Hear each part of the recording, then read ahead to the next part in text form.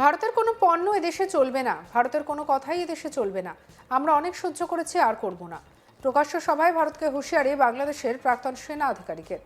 যাদের অস্তিত্ব বিপন্নের পথে, ভারতের দয়ায়, ভারতের পাঠানো চালে যারা দুমুঠো ভাত খেতে পায়, ভারতের কাছ থেকে বিদ্যুৎ কিনে যে বাংলাদেশের ঘরে ঘরে আলো জ্বলে, সেই সুপার পাওয়ার ভারতকে কিনা বাংলাদেশের এক প্রাক্তন সেনা আধিকারিক ভারতীয় পণ্য বয়কটে ডাক দিচ্ছেন। কত বড় মূর্খ একবার ভাবুন। কাল থেকে যদি ভারত বাংলাদেশের ওপর থেকে সাহায্যের হাত তুলে নেয়, তাহলে এত অহংকারী কথা থাকবে তো? বাংলাদেশের প্রাক্তন সেনা আধিকারিক হয়তো না জেনেই এরকম বোকার মতো কথা বলছেন। এ বিষয়ে ছিটেফোঁটা জ্ঞান থাকলে বোধহয় এরকম মন্তব্য করতেন না। বর্তমানে বাংলাদেশের যা পরিস্থিতি, তার নতুন করে বলার কিছু নেই। বর্তমান বাংলাদেশে বেড়েছে মৌলবাদীদের দৌরাত্ম্য। ফের একবার অশান্ত হয়েছে বাংলাদেশ।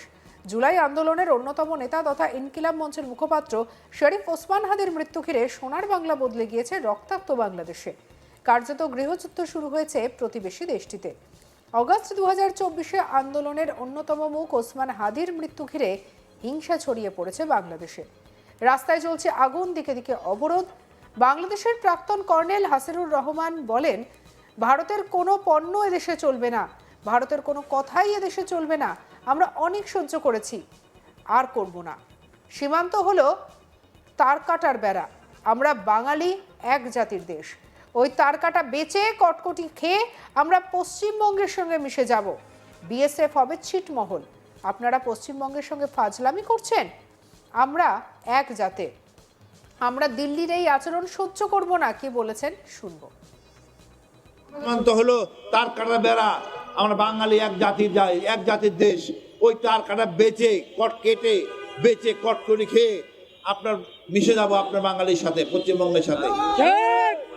যে দল আগামীতে আসবেন তাদের জন্য হুঁশিয়ারি, ভারত প্রেমে মরবেন না।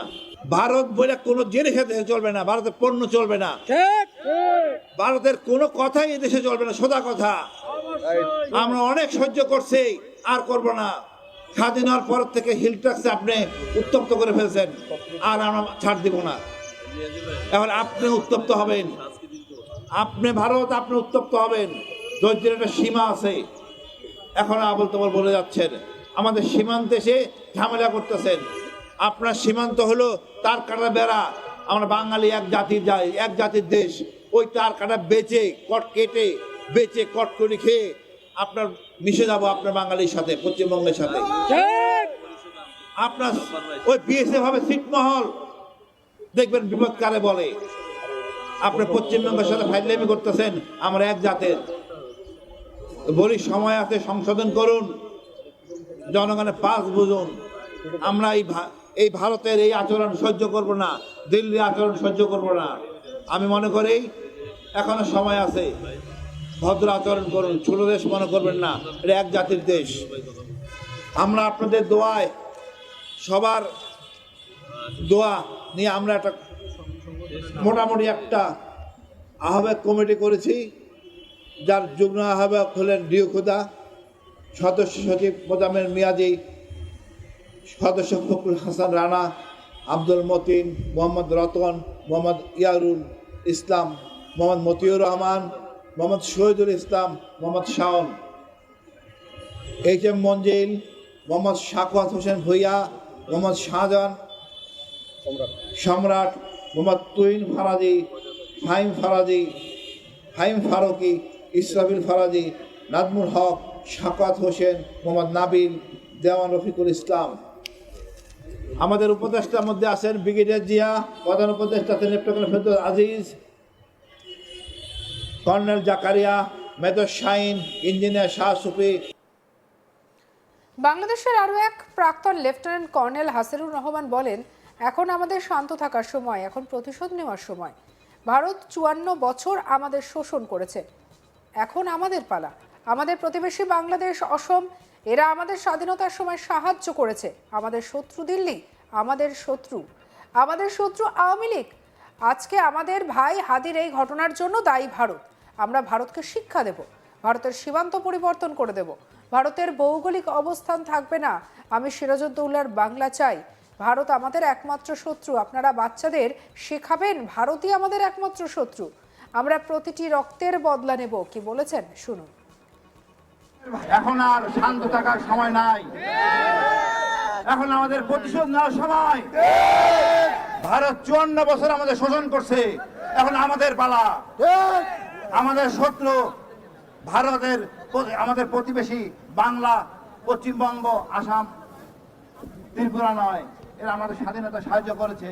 আমাদের শত্রু দিল্লি, আমাদের শত্রু আমাদের শত্রু আওয়ামী লীগ। আমাদের ভাই হাদি আজকের খুব সংকটময় সমস্যায়, এর জন্য দায়ী কে? আমাদের আওয়ামী লীগ, ভারত। এই ভারতকে আমরা শিক্ষা দিব, ভারতের সীমান্ত পরিবর্তন করে দিব। ভারতের ভৌগোলিক অবস্থান থাকবে না। আমরা ন্যায্যতা ভিত্তি চাই। আমি সিরাজউদ্দৌলার বাংলা চাই। আমরা ওইভাবে বসবাস করবো, গর্বের সহিত বসবাস করব। আমরা অন্যের পিছনে লাগবো না, কারো ক্ষতিও করবো না। সমমর্যাদায় বসবাস করব। চোখে চোখ রেখে কথা বলবো। আমাদেরকে যে 54 বছর যে যুদ্ধের ভয় দেখাইছেন, আমরা সেটা ভয় পাই না। আমরা সাহসী জাতি, আমরা কখনো পরদিন ছিলাম না। পাকিস্তান আমলেও আমরা পরদিন ছিলাম না। আমাদের শিখাইছেন আমরা পরদিন ছিলাম। আমরা সবসময় স্বাধীন ছিলাম। আমাদের এই 16 ডিসেম্বরটা ছিনিয়ে নিয়েছেন। ইনশাআল্লাহ আমাদের 5ই আগস্ট আছে। 5ই আগস্ট আমাদের ছিনিয়েছে। ভারত আমাদের একমাত্র শত্রু। এটাই আমার দেশ প্রেম, এটাই আমার ভালোবাসা। আমি আমার বাচ্চাকে শিখাবো, আপনারাও শিখাবেন, মাদ্রাসা শিক্ষকরা শিখাবেন ছাত্রদের। ভারতই আমাদের একমাত্র শত্রু, আমিত্র শত্রু। আমরা প্রতিশোধ নিব প্রতিটা রক্তের বদলার, ইনশাআল্লাহ। এই মঞ্চে দাঁড়িয়ে এক প্রতিবাদী নেতা ভারতকে হুঁশিয়ারি দিয়ে বলেন, বাবরের পথ ধরো, 7 সিস্টার্স স্বাধীন করো। যে ভারত জানে শেষ করে, ভেঙে দাও, গুড়িয়ে দাও। শুনুন সেই মূর্খ বাংলাদেশি প্রতিবাদী নেতার বক্তব্য। আমি বলবো বাবরের পথ ধরো, আপনারা বলবেন। আমি বলবো বাবরের পথ ধরেন, আপনারা বলবেন বাবরের পথ ধরো, বাবরের পথ ধরো, বাবরের পথ ধরো, বাবরের পথ ধরো, বাবরের পথ ধরো, বাবরের পথ ধরো, বাবরের পথ ধরো। সহযোদ্ধারা, আমার বক্তব্য স্লোগানের মাধ্যমে শেষ হবে, সমস্যা নাই।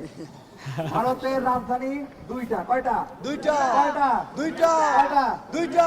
একটা হচ্ছে দিল্লিতে, আর আরেকটা হচ্ছে আমাদের কারণ বাজার। ভারতের রাজধানী কয়টা? দুইটা। একটা কোথায়? দিল্লি। একটা কোথায়? কারণ বাজার।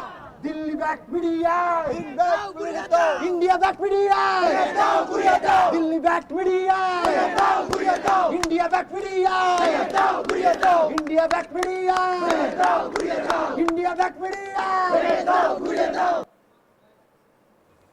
সঙ্গে রাখুন আজ তাক বাংলার ইউটিউব চ্যানেলকে। লাইক, কমেন্ট, শেয়ার, সাবস্ক্রাইব করতে ভুলবেন না।